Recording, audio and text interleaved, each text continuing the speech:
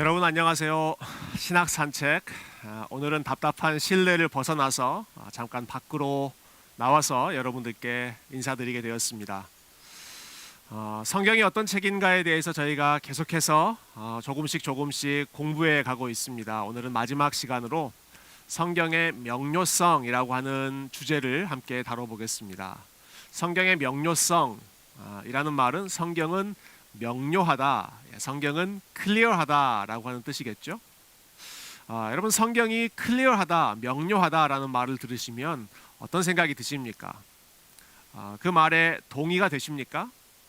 아니면 아니 성경이 클리어하다니요, 성경처럼 어려운 책이 어디 있습니까? 성경처럼 이해하기 힘든 책이 어디 있습니까? 저는 성경이 명료하지 않습니다. 그런 느낌이 혹시 드시지는 않으십니까? 그런 생각을 갖게 되신다면 여러분들께 좀 위로가 되는 사실을 한 가지 말씀드리고 싶습니다. 여러분만 그런 생각을 가지신 것이 아니라 심지어는 사도들도, 심지어는 예수님의 수제자였던 베드로도 성경은 쉽지 않다, 어렵다라고 하는 그러한 마음을 토로한 적이 있습니다. 베드로후서 3장 15절과 16절에 보면 베드로가 이렇게 이야기합니다. 우리가 사랑하는 형제 바울도 그 받은 지혜대로 너희에게 이같이 썼고 또 그 모든 편지에도 이런 일에 관하여 말하였으되 그 중에 알기 어려운 것이 더러 있으니. 베드로가 뭐라고 이야기합니까? 자기의 동료 사도였던 사도 바울의 편지, 바울의 글을 읽어보니까 그 중에 자기가 생각해도 알기 어려운 내용들이 있더라, 이렇게 고백하는 것이죠. 그러니까 성경을 읽으면서 어려운 부분이 있다, 이것은 저와 여러분만의 이야기가 아니라 심지어는 베드로조차도 동료 사도 바울의 로마서였든지 다른 서신서들을 읽을 때 어려움을 느꼈다라고 하는 것이죠. 성경에는 이해하기 어려운 부분들이 분명히 있습니다.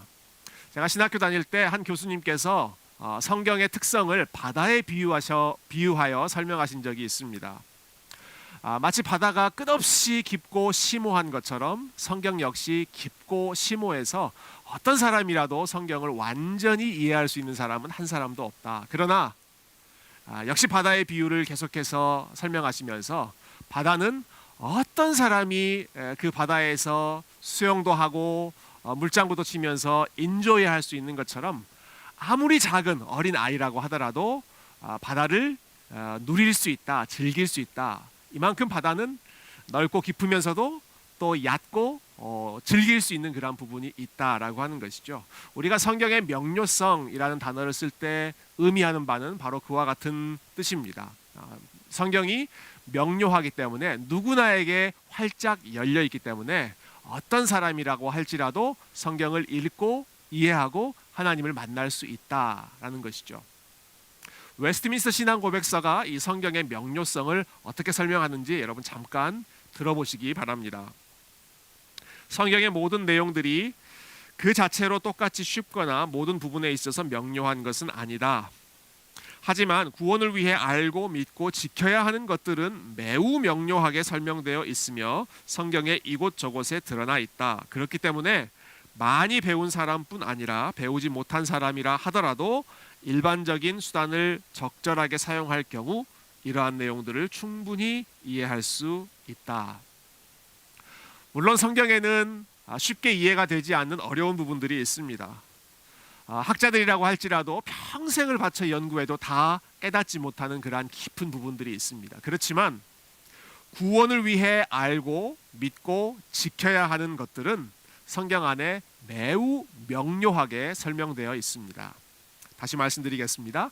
구원을 위해, 우리가 구원받기 위해 알아야 할 것들, 믿어야 할 것들, 그리고 순종해야 할 내용들은 어려운 내용이 아니라 밝히 우리에게 알려져 있는 명료한 내용이라는 것이죠. 그래서 누구나 성경을 읽으면 그 구원의 도를 깨닫고 하나님을 만날 수 있습니다. 우리가 요즘에 신명기 말씀을 계속 묵상하고 있는데요. 신명기 30장에 보면 모세가 이스라엘 백성들에게 모든 율법의 말씀을 다 가르친 후에 이렇게 격려합니다. 내가 오늘 네게 명령한 이 명령은 네게 어려운 것도 아니요 먼 것도 아니라. 어려운 것도 아니고 먼 것도 아니다. 하늘에 있는 것이 아니니 네가 이르기를 누가 우리를 위하여 하늘에 올라가 그의 명령을 우리에게로 가지고 와서 우리에게 들려 행하게 하랴 할 것이 아니요 이것이 바다 밖에 있는 것이 아니니 네가 이르기를 누가 우리를 위하여 바다를 건너가서 그의 명령을 우리에게로 가지고 와서 우리에게 들려 행하게 하랴 할 것도 아니라 오직 그 말씀이 네게 매우 가까워서 네 입에 있으며 네 마음에 있은즉 네가 이를 행할 수 있느니라. 모세가 뭐라고 얘기합니까? 이 말씀은 너희들에게 멀리 있는 것도 아니고 너희들에게 어려운 것도 아니어서 가까이에 있고 이해할 수 있는 말씀 하나님께서 주셨기 때문에 누구나 그 말씀을 통해서 하나님의 뜻에 순종할 수 있다. 여러분, 하나님은 모든 사람이 하나님을 알기를 원하십니다. 모든 사람이 구원받기를 원하십니다. 그리고 그 구원을 위해서 하나님을 알게 하도록 하시기 위해서 성경을 통하여 그분 자신을 우리에게 알려주셨습니다.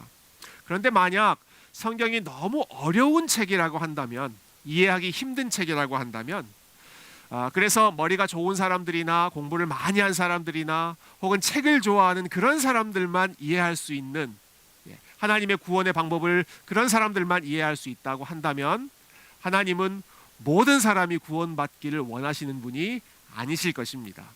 머리가 좋은 사람이거나 아니면 공부를 많이 한 사람들만 구원하기를 원하시는 그런 하나님이 되시겠죠. 그러나 성경은 공부를 많이 한 사람들만 이해할 수 있는 책이 아니라 공부를 많이 못했어도 누구나 읽으면 하나님을 만날 수 있는, 그렇게 쉽게 명료하게 구원의 도를 설명해 놓은 책입니다. 왜냐하면 성경의 핵심은 예수 그리스도이시기 때문에 그렇습니다. 성경에 많은 내용들이 있지만 그 핵심 중에 핵심은 예수 그리스도이기 때문에 우리가 예수님이 어떤 분이신지, 그리고 예수님이 우리를 위해 어떤 일을 해주셨는지, 우리가 예수님을 통해서 어떻게 구원받을 수 있는지, 이 내용에 있어서는 남녀노소 할 것 없이, 이제 막 언어를 배운 어린아이나 나이가 많이 드신 어르신이나 할 것 없이 누구나 다 말씀을 통해서 예수님을 알고 예수님을 만날 수가 있습니다. 성경의 명료성이라고 하는 이 중요한 원리의 기초에서 웨스트민스터 신앙고백서는 특별히 우리에게 두 가지 실제적인 도움을 추가적으로 가르쳐주고 있는데요. 자, 첫 번째 지침은 이처럼 성경이 명료하고 모든 사람들이 이해할 수 있는 책이기 때문에 성경은 반드시 모든 사람들이 이해할 수 있는 언어로 번역되어서 제공되어야 한다라는 것입니다. 신앙고백서 1장 8절을 제가 읽어보겠습니다. 하나님께서는 구약 성경은 히브리어로 그리고 신약 성경은 헬라어로 기록하시고 순수하게 보존하셨다. 하지만 성경을 읽을 권리와 관심을 갖는 모든 하나님의 백성이 다 성경 원어를 아는 것은 아니다. 그러나 그들도 하나님의 명령에 따라 경외하는 마음으로 성경을 읽으며 그렇게 해야 한다. 따라서 성경은 모든 나라들의 평범한 말로 번역되어야 한다. 그렇게 되면 하나님의 말씀이 모든 사람들에게 풍성하게 되어 그들이 합당하게 예배하며 성경의 인내와 위안으로 소망을 갖게 될 것이다. 여러분, 종교개혁가들이 그토록 목숨을 다해서 평생을 바쳐서 성경을 번역했던 이유는 성경이 사람들이 이해할 수 있는 말로만 번역된다면 충분히 명료하게 그 뜻을 전달할 수 있다라는 신념 때문에 그랬습니다. 열심히 성경을 번역한다고 하더라도 성경 자체가 어려운 내용이라면 번역해도 무용지물이 되겠죠. 그러나 성경은 명료한 책이기 때문에 우리가 이해할 수 있는 언어로 번역만 해준다면 모든 사람들이 하나님을 알 수 있다. 이 확신을 가지고 성경을 번역했던 것이죠. 그 중에 대표적으로 영국의 종교개혁가였던 윌리엄 틴데일이라고 하는 사람은 이런 비전을 가지고 성경을 번역했습니다. 하나님께서 나의 생명을 연장해 주신다면 쟁기질을 하는 소년이라 하더라도 교황보다 더 성경을 잘 알도록 하는 일에 내 삶을 바치겠습니다. 여러분, 쟁기질을 하는 그 당시에 가장 못 배운 소년이라고 할지라도 그 당시에 가장 성경을 많이 알고 있다는 교황보다도 더 하나님을 잘 알 수 있도록 성경을 통해서 도와주겠다. 이것이 윌리엄 틴데일의 비전이었죠. 참 감사하게도 우리 한국 교회는 선교 역사에서 굉장히 특별한 위치 또 특별한 그러한 역사를 가지고 있습니다. 외국의 선교사들이 들어와서 우리말로 성경을 번역하기 이전에 이미 일본에서 한 한국 사람이 성경을 우리말로 마가복음을 우리말로 번역해 놓았지요. 그래서 미국에서 파송된 언더우드나 아펜젤러와 같은 그런 선교사님들이 한국에 들어오실 때 이미 일본을 거쳐서 한국말로 번역되어 있는 마가복음 성경을 들고 인천항으로 들어오셨다. 참 놀라운 선교 역사의 특별한 부분입니다. 그 정도로 우리나라에 하나님께서 말씀의 복을 주셨고 성경을 자체적으로 번역했고 그리고 초창기 우리나라 교회 역사 가운데 성경을 공부하는 모임 사경회라고 부르죠. 성경을 살피는 모임이 아주 크게 부흥하여서 전국 각지에서 어느 지역에서 사경회가 열린다 하면 전국 각지에서 몇 날 며칠을 여행해서 직접 가서 말씀을 듣고 또 본인의 지역으로 돌아가는 이런 아름다운 일들이 한국 교회의 부흥의 역사에 밑거름이 되었습니다. 그 모든 것 역시 성경이 명료한 책, 이해할 수 있는 책이다라고 하는 것을 보여주는 아주 좋은 증거라고 생각합니다.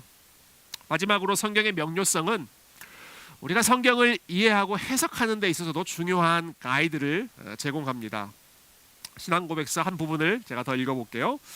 성경을 해석하는 오류 없는 규칙은 성경 그 자체이다. 그러므로 특정한 성경 본문에 참되고 완전한 의미에 대해 질문이 있을 경우 이에 대한 답은 그 본문보다 더 명료하게 말하고 있는 다른 부분들을 통해 연구되고 알려져야 한다. 우리가 잘 아는 것처럼 성경 안에는 상대적으로 읽기 쉬운 부분도 있고 읽기 어려운 부분도 있습니다. 예를 들어 이야기 형식이나 혹은 역사 형식으로 되어 있는 내용들은 우리가 이해하기에 훨씬 쉬운 반면에 다니엘에 있는 여러 예언이나 혹은 요한계시록에 있는 예언, 묵시의 말씀들은 사실 굉장히 모호하고 쉽게 이해가 안 되는 부분들이 많이 있죠. 그래서 요한계시록 같은 내용들은 사람마다 자기 마음대로 해석하고 이리저리 끼워 맞춰서 아전인수격으로 해석하기가 참 쉬운 조금 위험스러운 그런 부분들이 있습니다. 여러분 그럴 때 우리가 성경을 이해하는 데 도움이 되는 내용이 바로 성경의 명료성입니다. 어떻게 도움이 될까요? 성경의 명료한 부분, 상대적으로 훨씬 더 클리어한 내용들을 먼저 이해하고 그 내용을 바탕으로 상대적으로 좀 까다로운 부분, 모호한 내용을 명료한 부분에 비추어서 읽고 해석해야 한다라고 하는 것이죠. 요한계시록을 예로 든다면 요한계시록에 직접 뛰어들어서 그 말씀을 이해하려고 하기보다 먼저 똑같은 저자가 우리에게 더 쉽게 예수님에 대해서 이야기해준 요한복음 또 요한일서 이러한 책을 먼저 이해하고 충분히 소화한 후에 그 이해한 내용을 바탕으로 요한계시록을 이해하고 묵상하고 해석한다면 잘못된 길로 갈 수 있는 그런 가능성이 훨씬 더 줄어들 것입니다. 자, 성경이 성경을 해석하는 것이 중요한 해석의 원리인데 그럴 때 순서는 명료한 내용을 먼저 우리가 이해하고 그리고 그 다음에 조금 더 까다로운 내용으로 넘어가자라고 하는 것이죠. 오늘 저와 여러분이 성경의 명료성에 대해서 함께 생각해 보았습니다. 여러분 성경이 명료하다고 말할 수 있는 가장 중요한 이유는 성경의 저자이신 성령님께서 우리가 하나님의 말씀을 읽을 때 우리의 마음과 생각을 밝게 비추어 주셔서 그 말씀을 이해할 수 있도록 우리의 마음과 생각을 클리어하게 도와주시는 분이 바로 성령님이시기 때문에 그렇습니다. 결국 성경을 이해하는 문제는 지성의 문제가 아니라 마음의 문제라고 할 수 있죠. 지적인 능력이 부족해서 성경을 이해하지 못하는 것이 아니라 사실은 마음의 마음의 상태가 온전치 못해서 성경을 이해하지 못할 때가 훨씬 더 많이 있습니다. 여러분 성경을 읽을 때마다 이렇게 기도하며 읽으시면 좋겠습니다. 하나님 제가 이 말씀을 이해하고 싶습니다. 하나님 제가 이 말씀을 읽고 변화되고 싶습니다. 하나님 제가 이 말씀을 읽고 듣고 순종하고 싶습니다. 여러분 이러한 기대하는 마음으로 말씀 앞에 다가가셨을 때 성령님께서는 반드시 저와 여러분의 마음을 진리의 빛으로 밝게 비추어 주실 것입니다. 예수님께서 팔복을 이야기하시면서 이렇게 말씀하셨죠. 마음이 청결한 자는 복이 있나니 그들은 하나님을 볼 것이라. 우리가 하나님의 말씀을 깨닫지 못하는 가장 큰 원인은 머리의 문제가 아니라 마음의 문제다라는 것 말씀드렸습니다. 아무리 머리가 좋고 뛰어난 지적인 능력을 가지고 있는 사람이라고 할지라도 하나님의 다스림을 인정하려고 하지 않고 하나님의 말씀에 순종하고자 하는 그러한 desire, 그러한 마음이 없을 때에는 아무리 많은 성경을 읽어도 성경을 하나님의 뜻을 제대로 이해하지 못할 것입니다. 그러나 하나님을 사랑하는 사람, 하나님의 뜻을 알기를 원하는 사람, 그리고 그 뜻대로 살기를, 순종하기를 원하시는 사람은 누구나 할 것 없이 하나님의 말씀 앞에 나아갔을 때 성령님께서 우리에게 그분의 뜻을 밝히 비추어 주실 줄로 믿습니다. 우리에게 밝히 열어주신 이 하나님의 말씀을 살아계신 성령님의 도우심으로 더 분명하게, 더 클리어하게 이해하고 하나님을 만나고 하나님의 뜻대로 복을 누리며 살아가시는 우리 세교회 성도님들이 다 되시기를 주님의 이름으로 축복드립니다. 감사합니다.